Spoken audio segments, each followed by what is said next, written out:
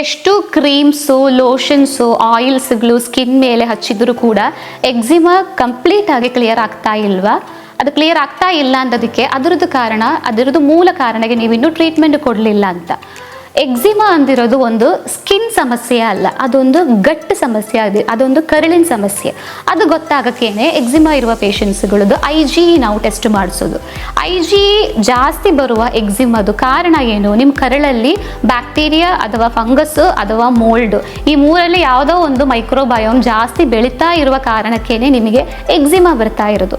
So ಇದನ್ನ ನೀವು ಹೊಟ್ಟೆಯಿಂದ complete ಆಗಿ ತೆಗೆದಿಲ್ಲ ಅಂದಿದ್ರೆ ಎಕ್ಸಿಮಾ ಕಂಪ್ಲೀಟ್ ಆಗಿ ಸ್ಕಿನ್ ನಲ್ಲಿ ಕ್ಲಿಯರ್ ಆಗಲ್ಲ.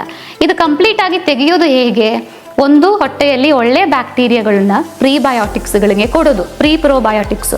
ಎರಡನೇದು, ಒಳ್ಳೆ ಪ್ರಾಪರ್ ಡಯಟ್ ಕೊಡೋದು, ಜಾಸ್ತಿ ಶುಗರು, ಕಾರ್ಬೋಹೈಡ್ರೇಟ್ಸ್ ಇರುವ ಆಹಾರಗಳು ಕಡಿಮೆ ಮಾಡಿಕೊಂಡು ಫ್ಯಾಟ್ ಜಾಸ್ತಿ, ಫೈಬರ್ಸ್ಗಳು ಜಾಸ್ತಿ ಇರುವ ಆಹಾರಗಳು ಕೊಡಬೇಕು.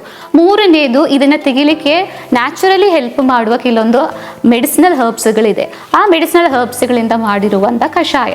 ಸೊ ಈ ಮೂರು ಟ್ರೀಟ್ಮೆಂಟ್ ಒಟ್ಟಿಗೆ ಮಾಡಿದರೆ ಅಷ್ಟೇ ಇದು ಕರಳಿಂದ ಕಂಪ್ಲೀಟ್ ಆಗಿ ತೆಗಿಲಿಕ್ಕಾಗೋದು. ಇದನ್ನು ಕಂಪ್ಲೀಟ್ ಆಗಿ ಕರಳಿಂದ ತೆಗೆದ್ರೆ ನಿಮ್ಮ ಸ್ಕಿನ್ ಒಂದು ಕ್ಲಿಯರ್ ಆಗುತ್ತೆ.